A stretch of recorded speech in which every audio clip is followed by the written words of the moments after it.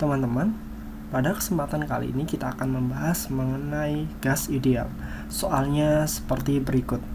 Suatu gas ideal dengan volume 3 liter pada suhu 27 derajat Celcius mengalami pemanasan isobarik pada tekanan 1 atm. 1 atm bernilai 10⁵ Newton per meter kuadrat hingga suhunya 77 derajat Celcius. Bila kapasitas kalor gas ideal itu bernilai 8 Joule per Kelvin, maka perubahan energi dalam dan volume akhir gas ideal berturut-turut adalah titik-titik. Nah, ketika kita mencoba menghitung, di sini kita harus mengetahui apa sih besaran yang ada di dalam soal.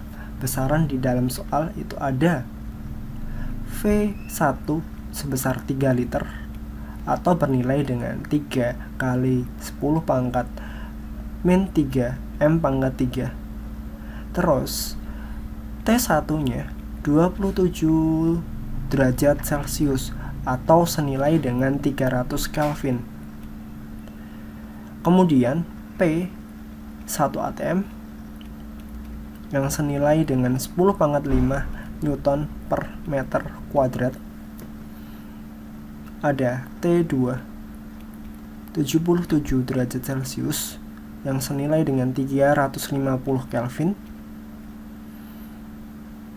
dan kapasitas kalor C nilainya 8,0 Joule per Kelvin. Dari besaran ini kita diminta untuk menentukan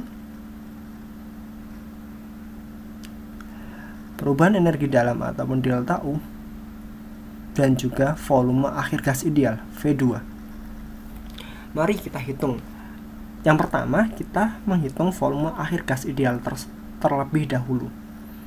Dari soal dikatakan terjadi pemanasan isobarik. Pada proses isobarik akan berlaku persamaan seperti ini.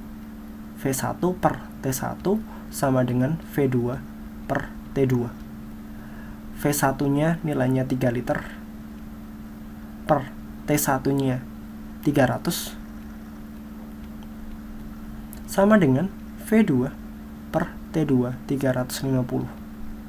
Kalau ada yang bisa dicoret, kita coret terlebih dahulu. Sama-sama dibagi 3, ini dapat 1, ini dapat 100.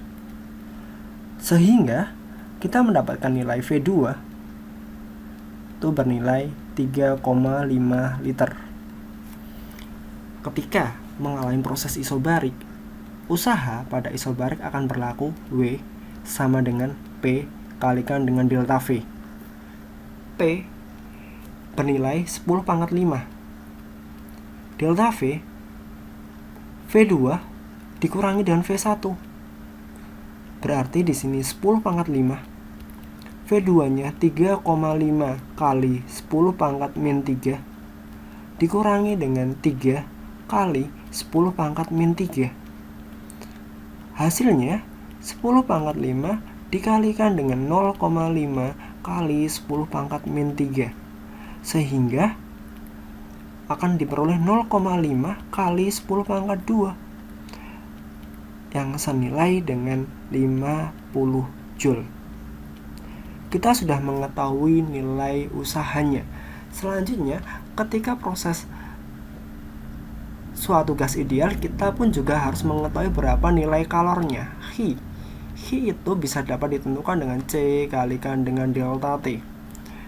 C, kapasitas kalornya bernilai 8 kalikan dengan delta T nya T2 dikurangi dengan T1 dapatnya 50, sehingga kita mengetahui bahwa kalornya bernilai 400 Joule. Untuk mengetahui perubahan energi dalam, kita bisa menentukan dengan persamaan Hi sama saja dengan delta U ditambahkan dengan W.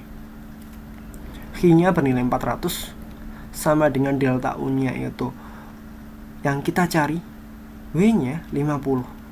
Sehingga kita dapatkan bahwa delta U itu bernilai 400 dikurangi dengan 50, maka delta U-nya sama dengan 350. Nah, kita sudah dapatkan delta U 350 dan V2 itu adalah 3,5. Berdasarkan pilihan jawaban tersebut, ataupun jawaban ini yang kita cari tadi, kita bisa menentukan bahwa jawaban yang tepat adalah pilihan A. Nah,